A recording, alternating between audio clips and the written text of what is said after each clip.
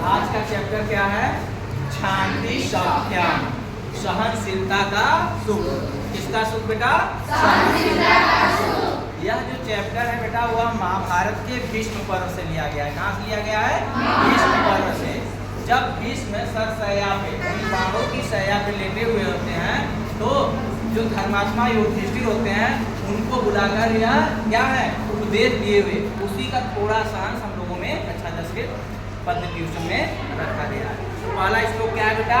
यो दुर्लभतरम प्राप्यम मनुष्यम दुष्टे नरः। यो मैंने यह मैंने जो दुर्लभतम मैंने दुर्लभ से दुर्लभ योनि मनुष्य, नर माने मनुष्य योनि को प्राप्त माने प्राप्त करके दिश्यते नरः क्या करता है? मनुष्यों से द्वेष करता है। क्या करता है? द्वेष करता है। धर्मावमंता और धर्म की अवहेलना करता है। किसकी अवहेलना करता है बेटा? धर्म की अवहेलना करता है। धनु वंचित, वह अपने आप को क्या कर रहा है? धोखा दे रहा है। वह अपने आप को धोखा दे रहा है। अगला है बेटा सांत्वनेन अन्न प्रदानेन, सांत्वना दे करके और अन्न प्रदान करके, भोजन आदि दे करके, प्रियवादने प्रिय बोल करके, चाय पीता जो ऐसा करके किसी को अनुकूल बनाता है।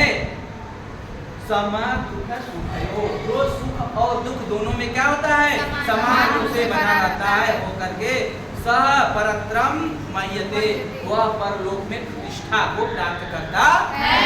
कह रहे हैं बेटा सांत्वने, सांत्वना के द्वारा, अन्न प्रदाने, अन्न प्रदान करके, भोजन आदि करके, प्रिय बादने प्रिय बोलकर, चाप पीकर जो ऐसा करके किसी को अनुकूल बनाता है। ठीक है। समान सुखयो भूत्वा, जो सुख और दुख में समान हो करके रहता है वह परत्रम मह्यते, परलोक में भी प्रतिष्ठा को प्राप्त करता है। अगला श्लोक है बेटा आक्रुष्य मानो न कुरुष्य। जब कोई भी व्यक्ति आपके प्रति गाली दे रहा हो या अपशब्दों का प्रयोग कर रहा है उसके प्रति उसे गाली नहीं देना चाहिए। न कुरुष्येन, उसे गाली नहीं। मन्यो न चिता, और जो आप पे क्रोध कर रहा हो, आपसे क्रोध या ईर्ष्या कर रहा हो, उसके प्रति क्षमाशील होना चाहिए। उसके प्रति क्या होना चाहिए बेटा? क्षमाशील होना चाहिए। आक्रोष्टारम निर्दहति, जो कोई भी गाली देता है स्वयं ही क्या करता है? अपने किए हुए कर्मों गाली गलौज में क्या जाता है? जल जाता है, वह उसी में समाप्त हो जाता है। फिर कह रहा है बेटा सुकृतम तत्तिक्षता, और जो माफ करने वाला होता है उसे पुण्य की प्राप्ति होती है। हो गया बेटा 3 हो। अगला देख लिए सप्तस्य बुद्धि चलती, सप्तस्य बुद्धि चलती, आसक्ति के द्वारा बुद्धि का गमन होती है। जब किसी विषय में हम आसक्त होते हैं तो उधर हमारी बुद्धि क्या करती है? गमन करती है। ठीक है। फिर कह रहे हैं मोह जाल विवर्धिनी, और मोह रूपी जाल को बढ़ाने वाली होती है।